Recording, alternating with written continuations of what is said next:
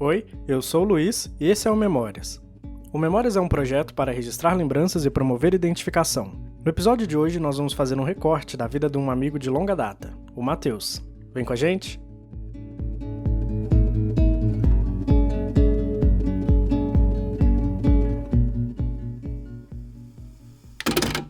Matheus, quem é você na fila do pão? Eu sou a pessoa que reclama que só tem 2 caixas funcionando. Eu vou repetir as mesmas piadas mesmo? Mas esquecemos de gravar. Então, galera, só pra começar aqui rapidão, eu não dei recorde. O gravador tava sem gravar. Então, é a primeira vez que isso acontece. Então, se vocês sentirem alguma anormalidade, alguma coisa robotizada, é porque é mesmo. A gente tá refazendo, tá regravando. Eu já tinha 2 horas de áudio. Não, acho que tinha, sei lá, uns 20 minutos, talvez. Menos, acho que menos, talvez uns 10. Sim. Então, não fomos muito longe. Só que a gente vai voltar, né? Então, eu vou refazer algumas piadas aqui. Então vocês não reparam, não. Se a risada for meio forçada. Exato. Bom, a gente tá aqui para que o Matheus conte pra gente um pouco da sua relação com os livros e com a escrita. Mas antes, eu quero situar suas origens para depois você contar como é que a gente se conheceu. Beleza. Isso aí eu não fiz na primeira vez, né? Ficou mais legal agora. Preparado? Vamos lá. Então tá bom. Matheus, onde é que você cresceu? Onde é que você nasceu primeiro, né? Beleza. Eu nasci em Belo Horizonte, mas lá foi só pra parir mesmo. Só pra parir. Mais Exatamente. um pra estatística. E eu cresci a vida toda, foi aqui em Contagem. Uhum. Meus 25 anos foram todos morando aqui. Na época que eu tava estudando em Belo Horizonte, eu passava mais tempo diário lá. Bom, mas aí, isso aí você não contou da primeira vez. Só? Você cresceu aqui, mas você chegou a estudar em Belo Horizonte? Quando Sim. você crescia aqui? Não ensino médio fundamental. Ah, A tá. faculdade minha que eu fiz em Belo Horizonte, no bairro do entendi. Buritis. Entendi. Então, como eu ficava o dia inteiro na faculdade, minha faculdade era de manhã, só que eu trabalhava na faculdade à tarde, dando aula particular, eu ficava o dia inteiro lá na faculdade. Uhum. Então, nesses 5 anos de estudo, eu passava muito mais tempo em Belo Horizonte do que propriamente aqui em Contagem. Ah, Basicamente, só vinha pra dormir. Mas vamos voltar um pouquinho. Aham. Antes de chegar na faculdade, antes de chegar num Vamos lá, ponto vamos lá. mais de profissionalização, né? Quando você cresceu, você estava crescendo aqui em Contagem, sempre morou aqui, mesmo endereço. A sua infância aqui, como é que foi? Você lembra, mais ou menos? Na primeira vez você tinha me contado que o lazer mais que você tinha... Primeiro você falou da sua avó, que ela era um pouco superprotetora, né? Sim. E o lazer como é que era? Depois que você começou a sair de casa, né? Que sua avó deu mais asinha pra você sair. Ela, tipo assim, quando eu era mais novo, mais criança, a gente nunca teve as brincadeiras na rua aqui, que você até comentou que tinha. Isso. Ainda mais porque eu moro É porque minha mãe era responsável, né? Vamos combinar. Mentira, mãe. Ainda mais pelo fato que eu moro é um morro, então não tinha como ter a maioria das brincadeiras. Não tinha como jogar futebol em um morro. Exato. A bola caía lá no fundo, né? Quem ia Exato. buscar? Então eu brincava muito sozinho em casa. Eu tinha meus bonequinhos, adorava ficar brincando, inventar histórias e tal. E quando eu era mais ensino médio, por exemplo, aí eu já tinha turminha lá da escola. A gente ia pro complexo, que é uma quadra aqui perto de casa que a gente chama de complexo. Eu não tenho a mínima ideia qual que é o nome de verdade. E a gente ia pra lá todo dia à noite jogar futebol. Aí eu ficava até umas 9, 10 horas da noite, todo dia lá jogando. E né, aí é um ponto interessante que eu não pensei na primeira vez. Então, na sua infância, teve uma coisa mais atlética? Porque eu lembro que você se envolveu bastante com futebol, né? Sim, teve. Eu cheguei até a fazer escolinha de futebol na época. Isso. E eu gostava de jogar só no gol. De goleiro. Eu machuquei bastante por causa disso. Não, e você jogava bem no gol. Porque quando você vê um goleiro, o que você espera do goleiro? Que o cara seja, assim, kamikaze pra pegar a bola. E você era kamikaze pra pegar a bola. Hoje em dia eu não sei se isso é bom, não. A última vez que eu joguei bola... Mas teve lesão séria? Então, a última vez que eu joguei recentemente eu digo que tem quase 2 anos. Foi a última vez mesmo que eu joguei. Eu quebrei o pulso feio. Caralho, eu lembro de você com o braço fudido. Sim. Foi 1 mês e meio de gesso, quase teve que fazer operação. Quebrei feio o pulso esquerdo. Nossa. Mas é porque, nem você falou, goleiro é kamikaze. Exato. A gente se joga, tem que se jogar mesmo. Porque senão eu você não vai jogar no dividir gol. bola, caí, coloquei a mão pra parar e virou na hora. Não, mas assim, acho que é o único acidente então, né? Porque das loucuras que o goleiro tem que fazer, Não, foi o um mais acidente sério. só. Fora já teve isso, outro? durante o ensino médio eu já quebrei dedo muitas vezes, Vixe. andava enfaixado com o dedo, direto na escola mesmo. Não, mas valia a pena então? Tinha alguma liberação de alguma química no seu cérebro que te fazia continuar jogando essa posição? Sempre eu quebrava, eu falava que nunca mais ia voltar, mas sempre voltava. Não tem como. Eu machucava bastante, mas voltava. Existia um prazer ali, né? Sim, existia. Então legal. Mas aí, a gente tinha falado outro ponto também. Nossa, esse programa vai ser um pouco estranho, tá, galera? Repara não. Que você tinha me contado de como você pegou o gosto pela leitura, né? Foi ainda na infância. Sim, na infância. Foi com a minha avó, quando eu estudava num colégio chamado Domingo Diniz, da 1ª à 4ª série. Isso, também estudei lá com você. A minha avó era bibliotecária nesse colégio, então eu passava muito tempo junto com ela. Quando eu estudava de manhã, às vezes eu ficava a tarde toda com ela, porque eu cresci morando com ela. Sim. Então eu tinha muito contato dentro da biblioteca, com os livros e tudo. Foi ela que me apresentou a esse mundo de leitura. E eu comecei a gostar da leitura por causa dos gibis da Turma da Mônica. Sim, acho que é um clássico, né? Sim. Todo mundo. Eu comprava muito gibi, ganhava muito. Eu lembro que uma época minha mãe assinou pra mim ganhar mensalmente os gibis da Turma da Mônica. Legal. Então eu tinha uma coleção bem grande. Eu gostava. Comecei a iniciar a leitura por causa dele. E conforme eu fui crescendo, eu ainda gosto de gibi, só que não é aquela coisa que eu vou comprar todo dia, todo mês pra poder ler. Mas é um formato que você consome? Tipo, você já foi parar pra ler quadrinho, essas coisas? Hoje em dia mais é mangá. Quadrinho nem tanto, mas mangá semanalmente eu consumo, eu leio ele. Entendi. Pela digital, formato digital. Entendi.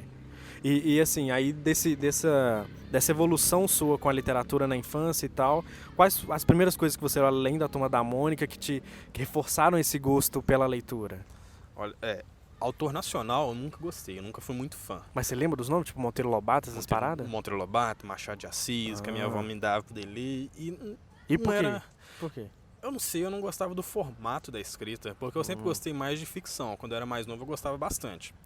Então, os primeiros de ficção que eu realmente gostava era do Júlio Verne, que é 20 Mil Léguas Submarino, Viagem ao Centro da Terra à Lua. Esses tinham na biblioteca lá da minha avó e eram uns que eu gostava de pegar pra poder ler. Entendi. E assim, aí você estava crescendo, você estava lendo isso foi mais quando você estava na biblioteca da sua avó, né? Isso. E aí você saiu do ensino médio, você saiu do ensino fundamental, foi pro ensino médio, acho que foi aí como a gente começou a se aproximar, né? Porque no fundamental, por mais que a gente estivesse na mesma escola, a gente não tava no mesmo no mesmo bando social, porque é tudo bando de macaquinho lá dentro. Pulando pra cima e pra baixo, mas eu acho que a gente tinha algum contato no recreio, cara, porque quando começou febre de figurinha, Tazo, Yu-Gi-Oh! Aí eu acho que acabou que a gente se cruzava nesses ambientes, você não acha? Sim, eu levava muita figurinha pra escola, escola, aí Yu-Gi-Oh!, Magic, que eu sempre gostei de jogar.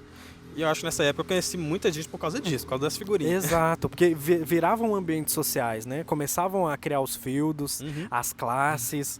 Então a galera ali tinha noção de quem era fulano, os status sociais existiam, porque, não, fulano tem um exódia. Não, porque fulano tem a figurinha número X. Eu lembro disso, as figurinhas raras. E você participava dessas competições assim? Porque eu tinha um cagaço, porque a gente pobre, fudido, o que a gente consegue ter, a gente não quer perder. Então eu não participava desses bafões da vida, não. Bafão nunca soube jogar, não sei até hoje, não tem como, não. Não, eu era vergonha. Jogar mesmo, jogo, a figurinha e tal. Competir, né? Isso, no sentido de, olha, nós vamos jogar algo... Duelar. Exato, duelar. A hora do duelo. Aí uma vez que você saiu do ensino fundamental, dessa parte, aí você foi pro ensino médio, graças a Deus, você não teve que parar para trabalhar e sustentar sua família, que é uma realidade que existe no Brasil. E aí como é que foi? Como é que esse seu gosto continuou através dos anos na escola? Você continuava sempre com o livro embaixo do braço, estava sempre lendo? Sim, estava sempre lendo. Todo lugar que eu ia, eu levava um livro na mochila.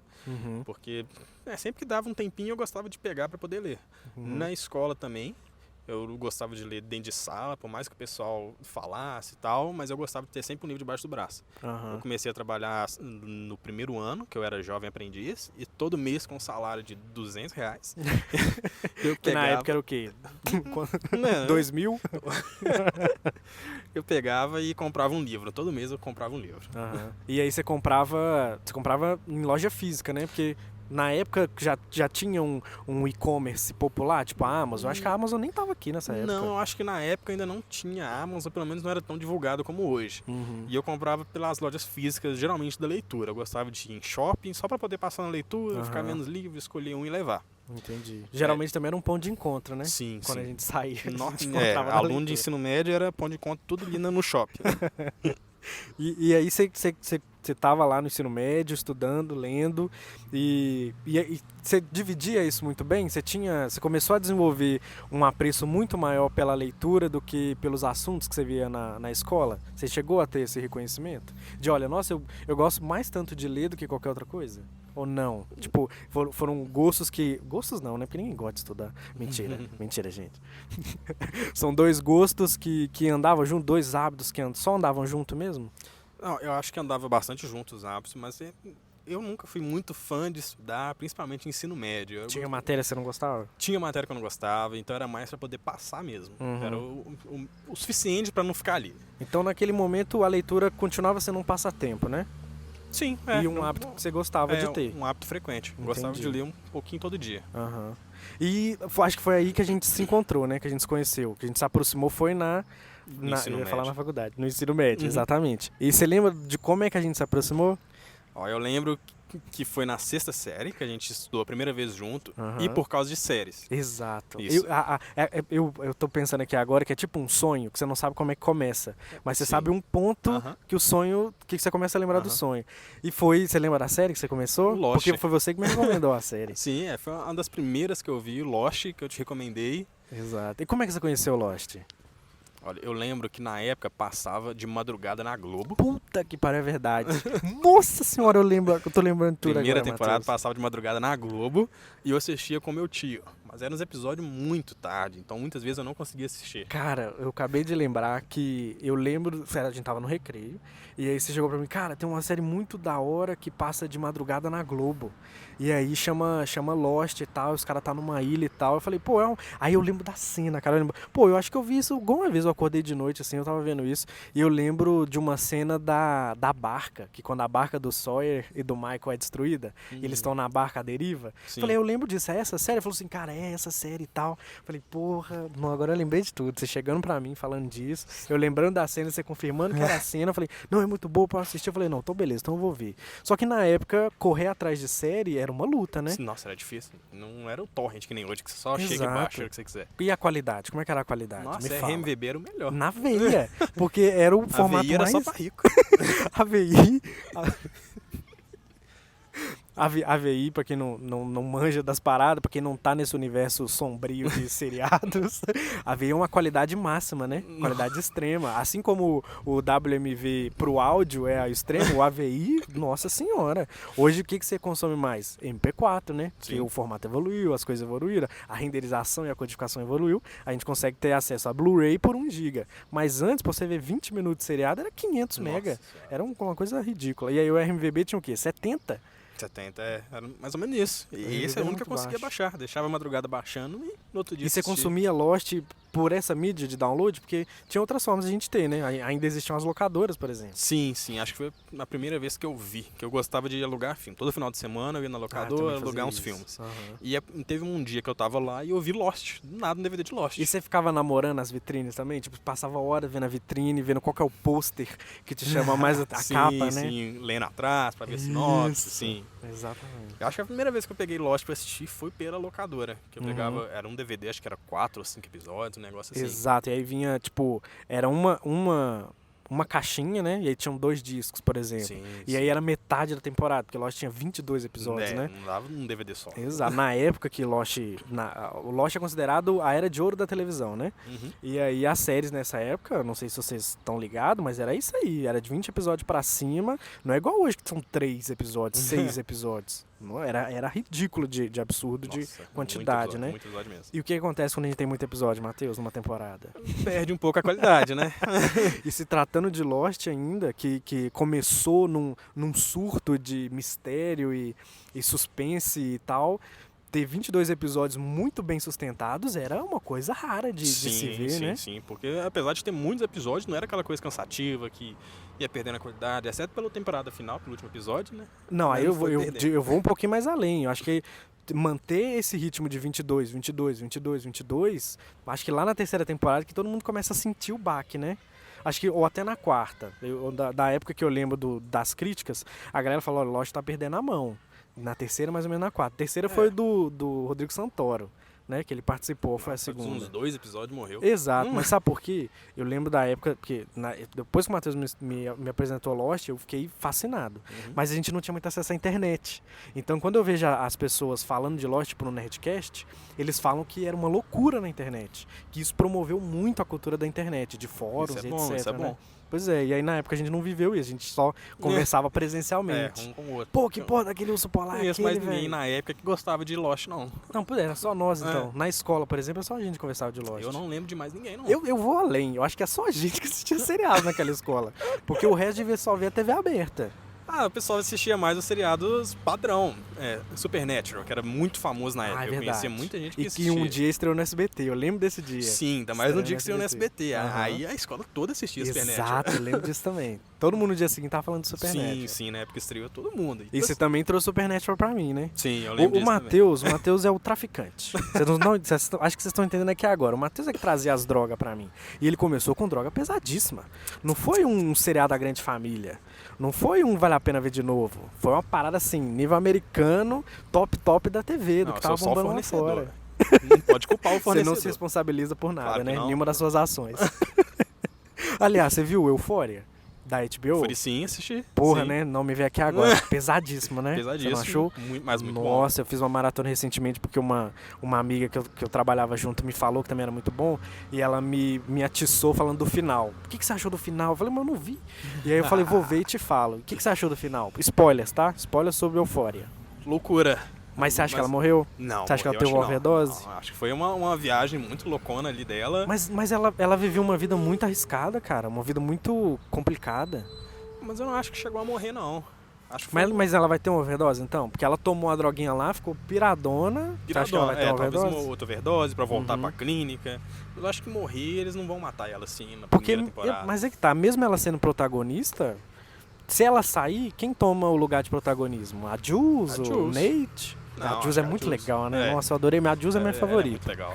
A Naket também é muito bom. Eu adorei como é que ela... Porque a Euphoria, na minha percepção, é uma série sobre escape. As pessoas têm problemas e elas buscam escape. Sim.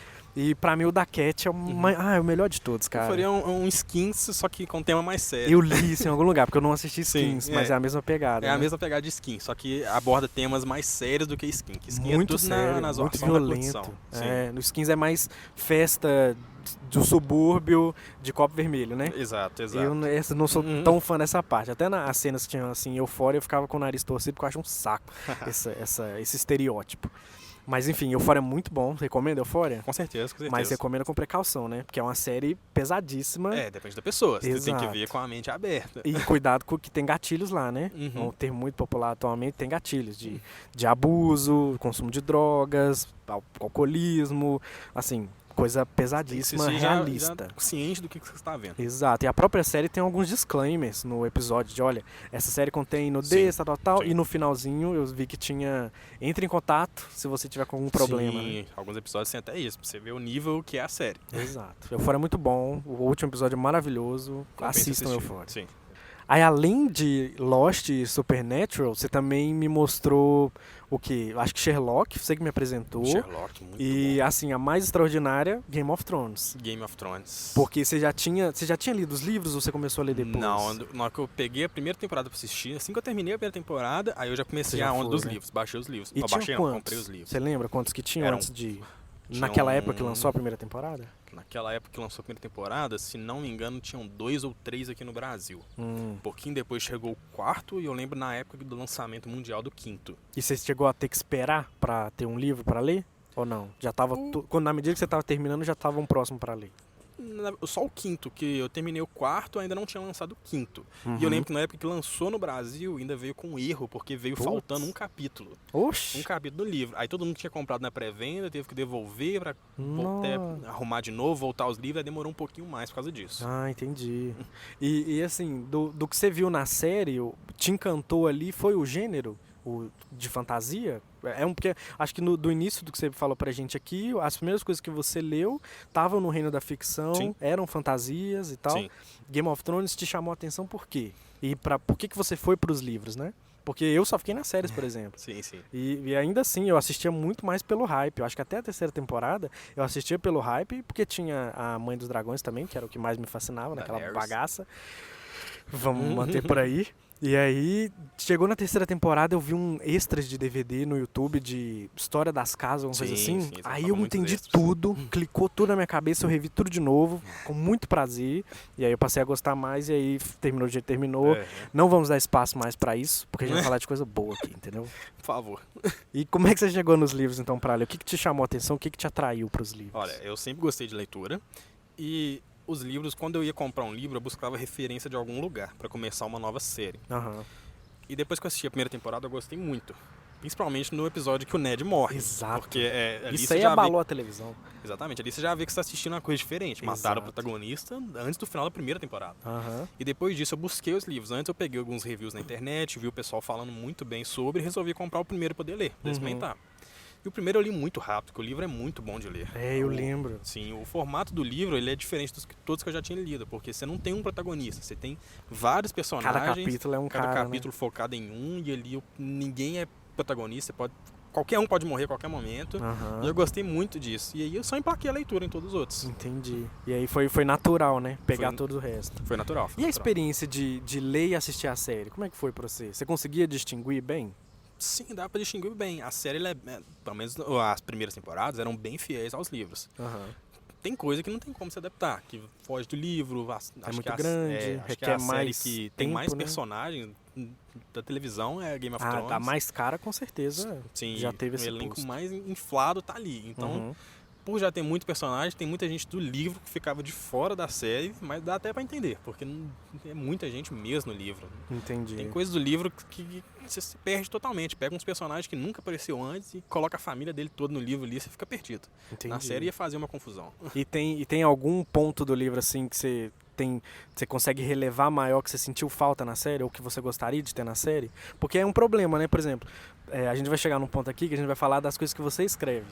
E aí, imagina você ver isso adaptado e não tá lá as coisas que você escreveu. Como é que você como leitor, o que você gostaria de ter visto em Game of Thrones? E como a gente vai ver ainda, aí eu tô fazendo um foreshadowing aqui ainda, já tô pulando uns pontos. Vou parar aqui agora. Para, João Kleber. E aí depois a gente volta nesse ponto. Mas aí, voltando pra pergunta. O que você sentiu falta em Game of Thrones? Assim, que você consegue pensar rapidão. Nossa, o que eu mais queria ter visto é a parte do Euron Greyjoy. Na série ele não foi tão aproveitado quanto ele é no livro. No livro ele é muito pior. No livro tem as trombetas, que na série não é adaptado. Tem a trombeta que o Rei dos Selvagens lá, o Mance Rider, consegue encontrar, que diz ele que se tocar a trombeta, a muralha cai. Na série isso é irrelevado, não tem isso. Tem a trombeta que o Euron Greyjoy chega na reunião pra falar que ele vai ser rei lá dos Greyjoy, chega com uma trombeta que ele manda um cara tocar a trombeta, o cara toca e morre porque o pulmão dele queima. E o Euron Greyjoy fala que essa trombeta, quem tocar consegue controlar dragões, que ele tá indo atrás da Daenerys pra roubar os dragões. Não tem nada disso na série, acho que seria sensacional ver uma coisa dessa na série. Entendi. E assim, beleza, esse ponto você gostaria que tivesse lá. Mas eu disse que a gente não ia falar disso, mas a gente vai falar disso porque tá me incomodando. Chegou no final. A gente não sabe como vai terminar nos livros ainda. Beleza. Eu não sei, pessoalmente, se eu vou querer ler o final. Ou se eu vou ter determinação pra ler o final, porque eu sou péssimo pra ler. E tanto que te receber aqui pra gente falar sobre isso é um ponto interessante pra mim também. Mas o que você achou do final, então? Foi corrido, não foi? Foi corrido, eu não gostei. Quem gostou, né? Ninguém gostou daquilo não, velho. Foi corrido. Acho que uma outra coisa também que eles pecaram em trazer do livro pra série foi a questão do Azor Ahai, que era o escolhido que ia lutar contra o Rei da Noite lá. Que no livro dá a entender que é o Jon. Na série, em certo momento, dava a entender que era o Jon, mas parece que na última temporada eles quiseram acabar mais rápido e não adaptaram esse núcleo. Do Azor Ahai. Sim, e várias vezes na série eles falam disso. Dão a entender que vai ter Azor Ahai. A Melisandre tava lá só pra isso, né? Basicamente. Na última temporada eles cagaram pra isso. E foi assim, tem como justificar aquilo? Não tem, né? Era só correria aquilo ali. Não pelas tem notícias que eu li, assim. Os dois lá, o Daniel DD, né? O DD, eles estavam querendo terminar rápido porque eles iam assumir a nova trilogia de Star Wars da Disney. Isso, que terminou ótimo também, né? Vamos combinar? Que beijo maravilhoso. Como precisava ter aquele Mas aí, recentemente, eu já vi que a Disney cancelou a nova trilogia com eles. Sério? Tomou no cu. Não vai ser com eles mais. Nossa, que filha da puta, tá vendo? Vai fazer os trem correndo pra você ver, pra assumir velho. outro trabalho. Perdeu os dois trabalhos. Nossa, putaria isso aí.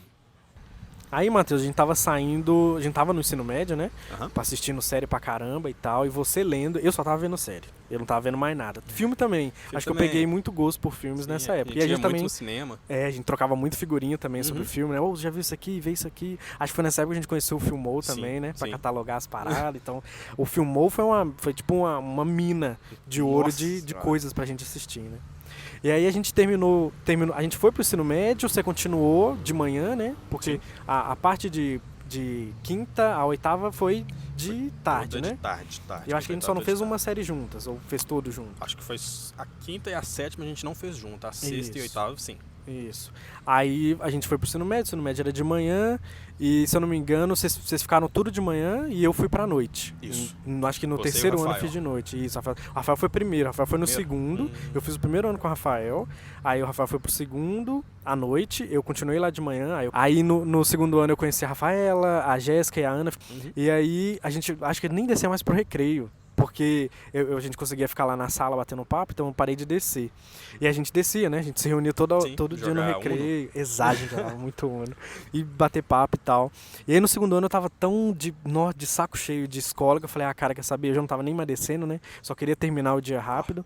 E eu falei, não, eu vou pra de noite, porque de noite tem uma reputação que é um pouco favorável pra caso você não queira tantos compromissos com a escola, sabe? Formar mais rápido. Exato. E formar com mais tranquilidade também. Sim. Acho que pra quem não sabe, o turno da noite ele é mais tranquilo, porque geralmente as pessoas que estudam esse horário, elas trabalham, né? Elas têm outras atividades. Elas precisam sustentar a família, etc. E aí eu fui pra noite mais pela ideia de, olha, eu não quero ter muito esforço. Entendeu? E vocês continuaram de manhã e teve muito esforço lá, não teve? Vocês se prepararam pro Enem. Porque a gente, lá da noite... Preparado entre aspas, né? Você aprendeu Química e Física. Eu não aprendi nada de Química e Física. Química não. Química eu não gostava, mas física beleza. Então a gente passou por essa fase do ensino médio, trocando essas figurinhas. Sim. Aí a gente saiu do ensino médio, você entrou pra faculdade logo depois? Como é que foi isso? Não. No ensino médio, no terceiro período, eu tava fazendo um cursinho no Soma. Preparatório, no Eldorado, né? Exatamente. E eu não passei de primeira e eu fiz mais um ano de cursinho. Uhum. Só depois disso eu entrei na faculdade, no UniBH, no Britis. E o que você foi fazer na faculdade? Tava fazendo engenharia civil. Ah, tudo a ver com leitura. Não, fantástico. Por que você escolheu esse curso? Não, mas eu sempre tive esses dois extremos. Eu gosto muito de leitura, gosto muito de escrever. De exatas, né? Você é uma pessoa Isso. também de exatas. Mas eu também né? adoro exatas, fazer Exato. contas. Eu consigo ficar uma tarde inteira com uma lista de matemática, de física e divertido. Dá pra acreditar nisso? Porque é verdade, galera. É verdade. É divertido. E então você escolheu o curso de engenharia civil, Engenharia né? civil. E aí você continuou conciliando leitura, né? Sim. Aí a próxima pergunta que a gente tem aqui pra levar esse nosso papo adiante é: o que você começou a escrever primeiro? Quais foram as primeiras histórias que você começou a escrever? Porque eu acho que é natural de todo mundo que consome uma mídia e tal, eu tô falando por experiência, né? Uhum. Mas quando você vê o relato de outras pessoas, tipo diretores, escritores, artistas em geral, eles geralmente querem emular aquilo que eles consomem. Eles querem reproduzir aquilo que eles consomem. Sim. Da minha parte, eu adoro podcast, estou fazendo um. Da sua parte, que você gosta de ler bastante, vai chegar um ponto que você vai escrever. Quando que foi isso? Olha, eu acho que um pouquinho, já na época ali no cursinho, eu gostava muito de ler, sempre gostei, mas eu comecei a escrever um livro de terror. Então, não, você tem bom conto de terror, cara. Uhum. No cursinho eu comecei a escrever um livro de terror, que eu escrevi alguns capítulos por semana, eu sempre escrevi meio lento. Eu não gostava de pegar e escrever tudo no mesmo dia. E eu tinha uma amiga na época do cursinho que acompanhava. Eu escrevia um capítulo, mandava para ela, falava que gostava. E ali na faculdade eu terminei esse livro de terror, eu tentei enviar para algumas editoras, sem sucesso. Mas eu lembro que quando eu comecei a escrever mesmo, que eu queria até um site para mim, foi quando eu vi um concurso do SESI ou do Senai, do Sesc, e eu queria muito participar desse concurso. Aí eu escrevi um conto chamado de As 7 Etapas, só para poder mandar para esse concurso. Só que aí tem o porém, esse concurso só era válido para trabalhador de indústria. Oi? Eu também não entendo por quê. Mas trabalhador de indústria disse tipo Lula? Lula Inácio da Silva? Não, quem trabalhava em alguma companhia grande, indústria, alguma coisa assim. Tá. Isso. E eu não trabalhava na época. Indústria de escrita, tipo isso, né? Não, qualquer indústria. Qualquer indústria. E eu não trabalhava na época. Na época eu dava aula particular e não podia concorrer. Isso, na faculdade. Aí o que eu fiz? Eu conversei com um amigo meu que trabalhava e ele entrou com o nome dele e eu entrei com o texto. Então fui escritor fantasma. Entendi. No final não deu em nada, porque o texto não foi selecionado. Mas foi a primeira experiência. Sim, foi a primeira experiência. E aí, só fazendo um parênteses rápido, porque você, na primeira gravação que a gente fez, você tinha me contado que você ganhou um concurso no ensino fundamental de pessoa que leu mais livros, né? Sim. Foi lá quando a minha avó ainda tinha biblioteca. Não foi Marmelada, Não tá, foi gente? Marmelada. Porque eu acho que ele era a única criança que lia. Aí eu ganhei um concurso mensal lá de quem lia mais livros. E o prêmio foi mais livros. Super conveniente. Tá, mas aí vamos voltar então. Você estava falando pra gente da sua primeira experiência, como, vamos dizer que você publicou um trabalho seu, né? Uma coisa que você escreveu, e eu acho que mais legal ainda é que você foi o escritor fantasma, supostamente, isso eu acho maravilhoso.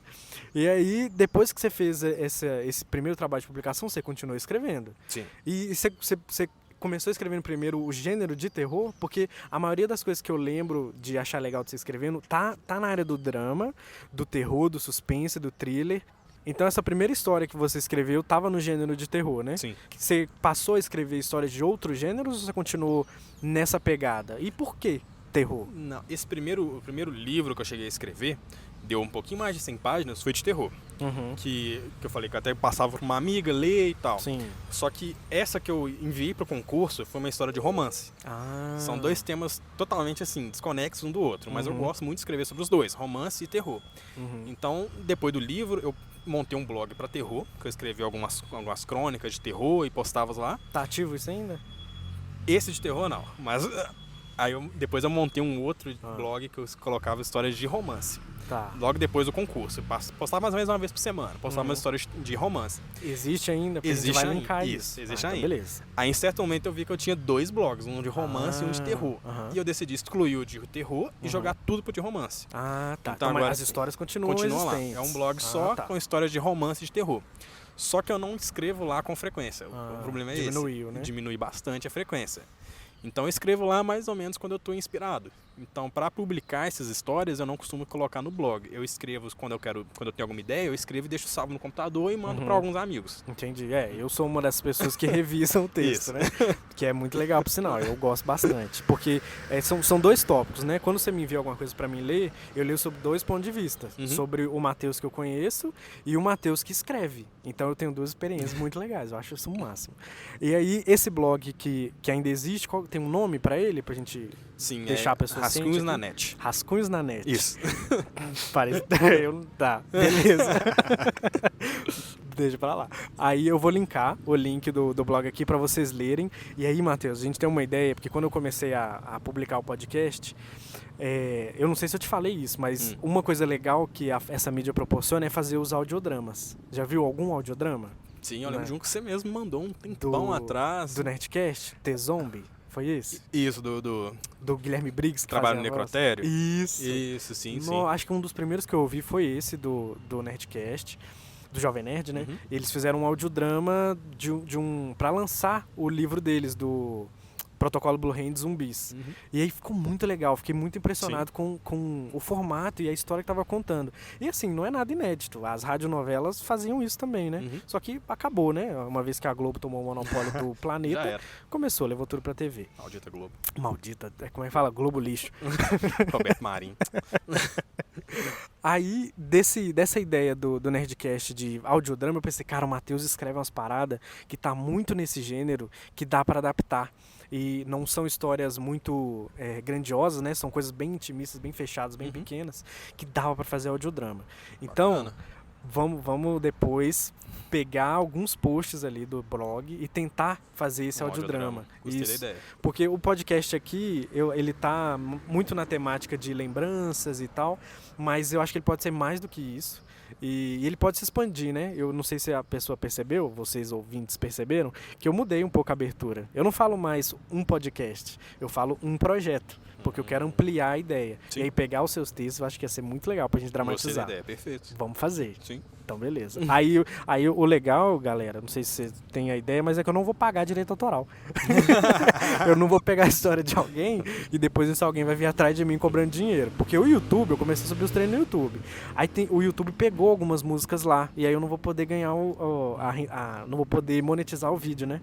E aí eu fiquei um pouquinho chateado, mas tudo bem. Tudo bem. A ideia aqui não é ficar milionário com isso, não. É promover conteúdo, fazer coisa legal acontecer. Sim.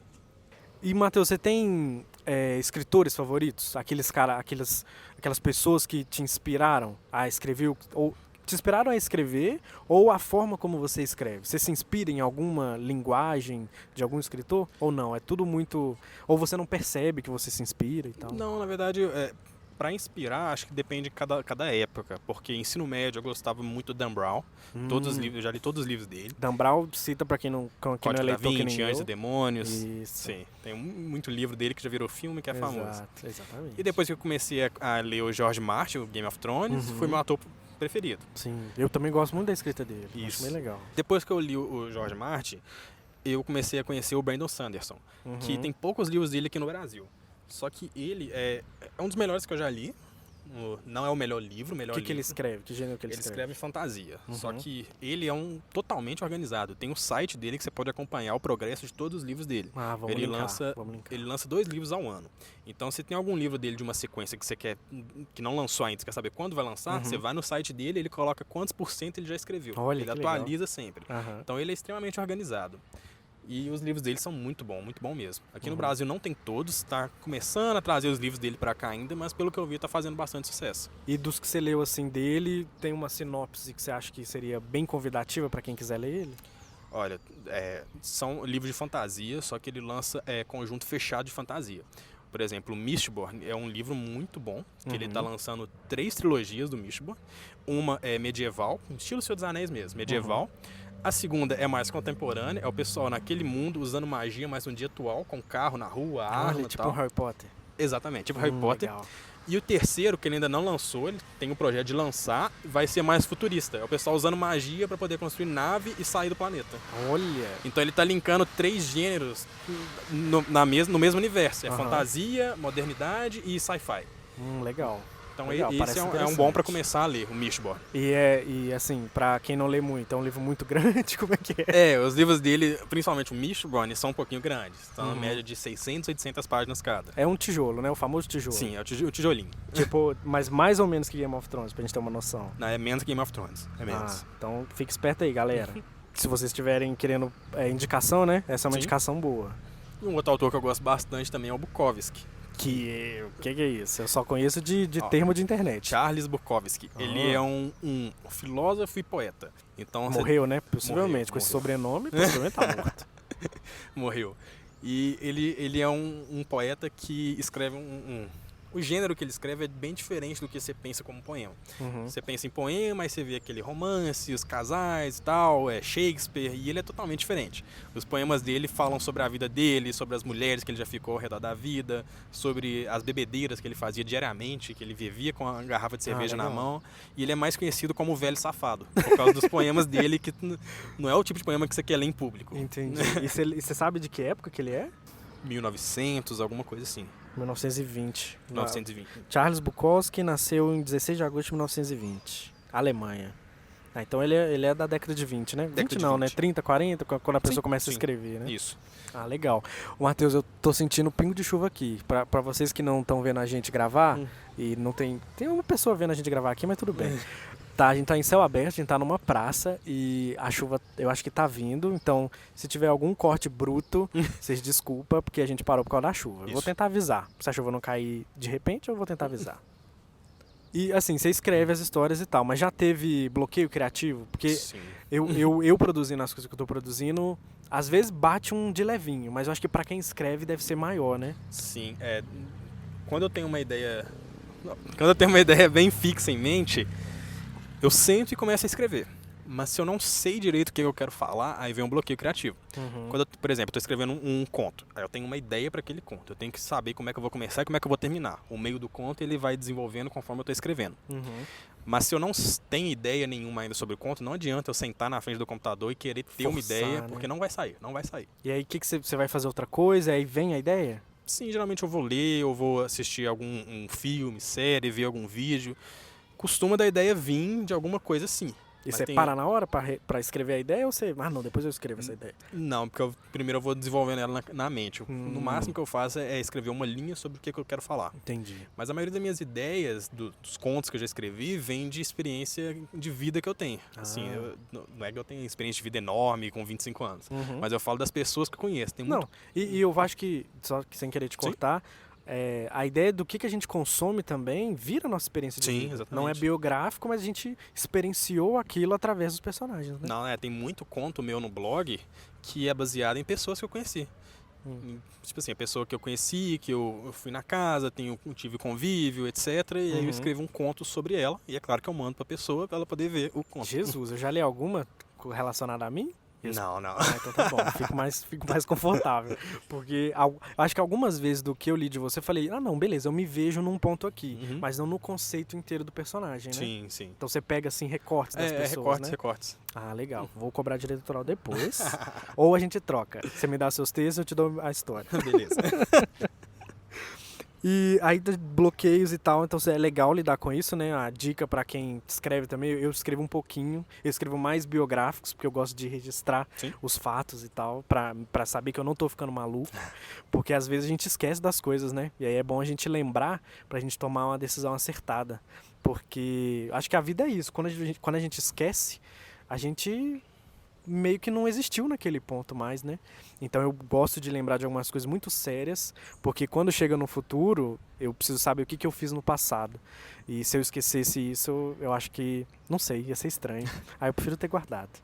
E aí quando eu tento escrever alguma ficção também, eu sempre paro.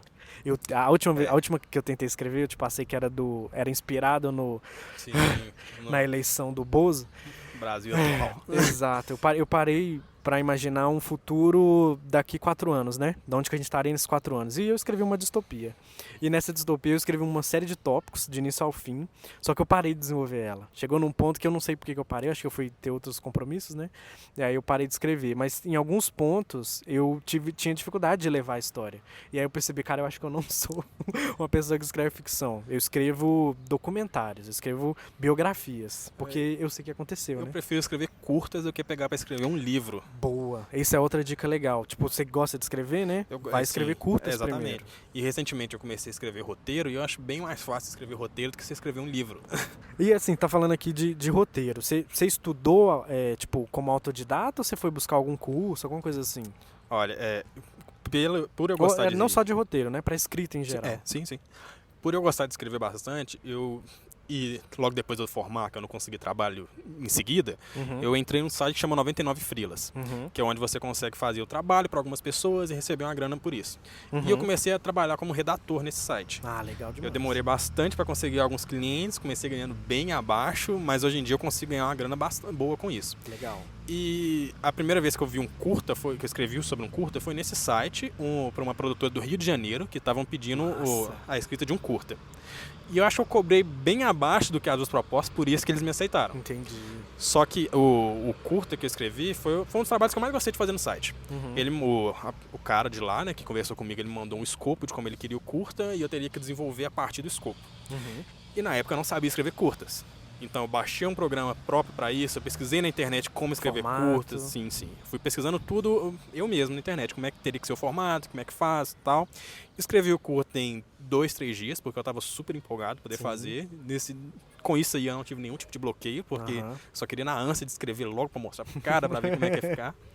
Escrevi, mandei para ele, acho que ele pediu para fazer uma alteração só na época, aí eu fiz a alteração, mandei de novo e ele adorou. Isso tudo acontece no 99 Freelas? Essa interação ou acontece fora Não, também? essa interação aconteceu fora. Eu encontrei ele por lá, a gente fechou o negócio por lá, só que a gente conversou pelo WhatsApp mesmo. Dica pra você aí, desenvolvedor. Bora fazer uma plataforma que pega os dois num lugar só. Não, até dá pra ter esse tipo de conversa por lá. Entendi. Só que... fica mais rápido fora, né? Isso, fica mais rápido o WhatsApp. Porque não é toda hora que a gente fica entrando no site pra responder. Então, você desenvolvedor aí, esquece essa ideia aí, vai fazer outra coisa. Mas assim, e a gente consegue te encontrar no 99 Freelas? Consegue. Tipo, tem um perfil lá? Só digitar o meu nome, Matheus Almeida Ávila, consegue achar meu perfil por lá. Vamos deixar seu link também na descrição do podcast.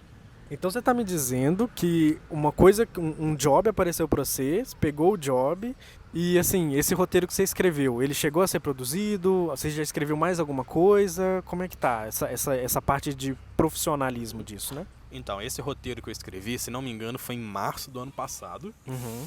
E ano passado, lá pra setembro, outubro, eu mandei uma mensagem pro cara perguntando se tinham gravado.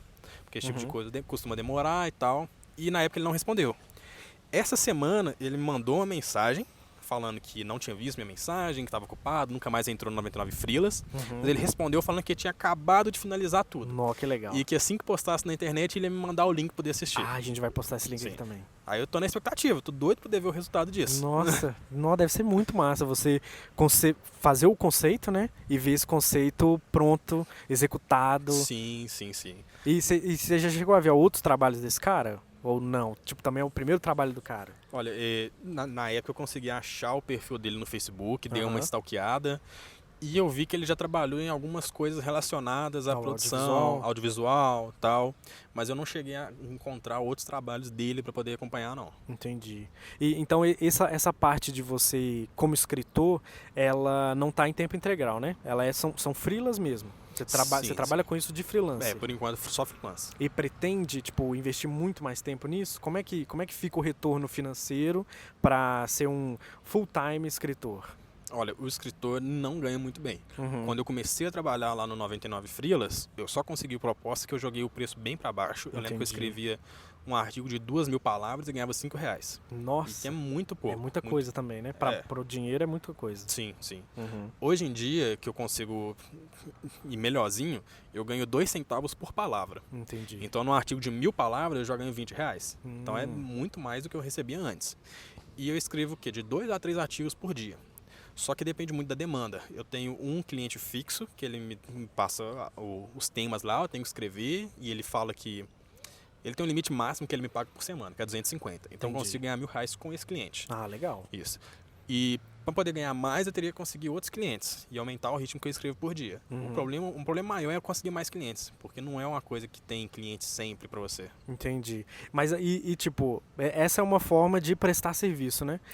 Você já publicou coisas que eu lembro também. Acho que na Amazon você publicou um e-book. Sim. Tem um e-book meu na Amazon que eu publiquei para poder concorrer a um concurso de literatura na Amazon, que chama O Amor Nunca Envelhece. Isso. Na época que eu publiquei, eu estava super empolgado, só que hoje em dia, se eu tivesse a oportunidade, eu gostaria de reescrever tudo. Ah, é? Sim, porque tem muita coisa que eu vejo hoje em dia que eu falo, não, isso aqui não encaixava. Mas na época eu achava que encaixava. Entendi. Acho que esse é o problema, você ficar revisando as suas coisas. Ah, isso é fato. Sim. Eu entendo quando as pessoas falam isso comigo e eu não pego para revisar muito. Ou então eu reviso sobre um ponto de vista. Por exemplo, quando eu preciso ouvir o áudio do podcast de novo, eu só estou procurando falhas. Ou palavras erradas, alguma coisa assim, né? Silêncios, etc. Sim. Mas esse livro que você publicou na Amazon, ele ainda tá lá? Ele ainda pode ser adquirido? Sim, pode. Ah, legal. Não me recordo do valor, eu acho que é 99 centavos. Uma coisa assim. Eu coloquei o simbólica. mínimo possível. Sim. Porque você tá falando que você gostaria de escrever, mas a lembrança que eu tenho, a sensação que eu tenho é que tá muito fechadinho, cara. Não teria nada pra reescrever lá, não. Mas aí que tá, né? Sempre o ponto de vista do autor é diferente do restante. Não, porque né? eu sempre tenho aquela sensação de que podia ter feito melhor. Ah, isso aí com certeza. É por isso que eu gostaria de reescrever. Entendi. Mas eu não tenho um ânimo pra pegar e reescrever tudo hoje em dia mais, não. Aí nem dá, porque bate a preguiça, né? Sim. Aí, Matheus, a gente tá chegando perto do fim. E para suas histórias, que futuro que você gostaria que elas tivessem, assim? Você gostaria de ver elas adaptadas, tipo no cinema, na TV, um audiobook, que tá vendo não é um conceito novo, mas está perto do audiodrama, porque hoje o audiobook ele tem aquela voz robótica, né? Sim. Então não é tão legal de consumir. Mas um audiodrama seria muito legal de fazer, um quadrinho em cima disso, jogos. Você pensa nesse tipo de adaptação quando você escreve ou não? Quadrinhos, jogos, acho que eu nunca fui tão longe assim pra poder pensar. Mas eu gosto de escrever muito do roteiro. Esse único que eu escrevi, eu tô ansioso pra poder ver o resultado. E se eu pudesse, se tivesse a oportunidade, eu gostaria de escrever só roteiro pra adaptar pra televisão, cinema, Netflix, não importa a plataforma. Mas roteiro é uma coisa que é super legal de escrever, super legal de fazer, até trabalhar no processo criativo. Eu já fiz alguns cursos voltados para essa área que, se for uma coisa que der certo, vai ser sensacional pra mim. Então você continua produzindo pra isso acontecer, né? Sim. Sim. Hoje eu acho que a gente tem uma infraestrutura mínima para fazer um audiodrama. É só a gente pensar como é que a gente vai fazer isso, que eu acho que pode dar muito certo. Porque eu acho que o maior desafio do audiodrama é a sonorização. É pegar passo, som de coisas. Então isso pode gerar um trampo. A edição também fica à parte, né? Porque puta que pariu, pra montar isso tudo deve ser um trampo muito foda. Nossa, com certeza. Mas eu acho que dá pra gente fazer sim, cedo ou tarde. A gente vai pegar um conto curtinho, ver quanto tempo daria de gravação, Sim. o desafio que a gente ia ter pra produzir e ver se a gente tira do papel ou não, porque é sempre muito legal fazer. O Matheus, a gente se identifica muito nessa questão de produzir história, né? De contar história. Acho que a gente vai ter uma parceria muito legal ainda.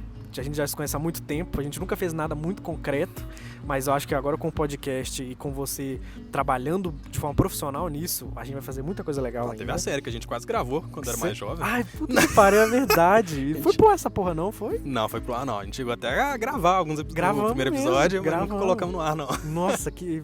Tava muito ruim aquilo. Eu não sei. Pra época, né? Menino novo.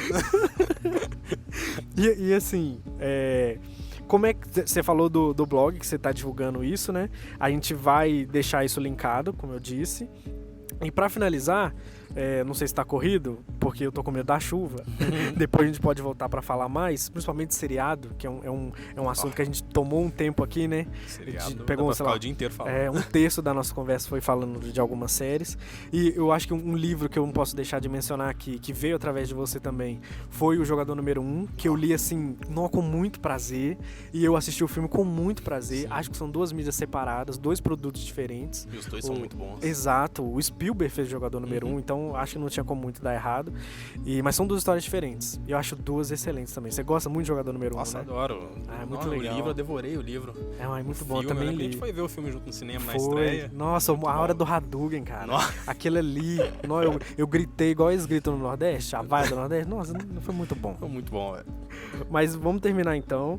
E é tradição aqui, tá virando tradição, que você deixe uma mensagem final para a audiência. Que mensagem você gostaria de deixar? Pode ser qualquer coisa relacionada à nossa conversa ou não. Ó, mensagem, acho que eu vou falar a mesma que foi a última frase em vida do Bukowski, que é Don't try. Don't try. Don't try. Uau. Que foi quando perguntado pra ele qual dica que ele passaria pra um escritor iniciante. Ele falou que é pra nem tentar. Porque se você quer alguma coisa, não é pra você tentar, é pra você ir lá e fazer. Exato. Eu acho que tentar é uma palavra que a gente pode abolir, né? Vamos Isso. lá fazer. Então tá no túmulo de Bukowski, tá lá. Don't try. Legal demais. Bom, então é isso. Muito obrigado pela participação, Matheus. Obrigado. A gente se cumprimentou aqui, vocês não viram. Mas muito legal o papo. Acho que a gente vai voltar mais. Grande abraço. Tchau. Despeça-se. Dê tchau pra audiência. Muito obrigado, galera. Tchau, tchau. Nos vemos depois. Leia minhas coisas, né? Fala aí, leia minhas coisas. Por favor, lê, me dá trabalho, 99 frilos. Exato, me contrata. Contrato. Então é isso. E aí, gostou desse bate-papo com o Matheus? Você pode enviar comentários e áudios através do WhatsApp ou Telegram. Assim você pode participar aqui também. Fique ligado nas redes do projeto para conferir as novas publicações. Você pode encontrar as postagens e as redes sociais no site memoriascast.com.br. Um grande abraço e tchau!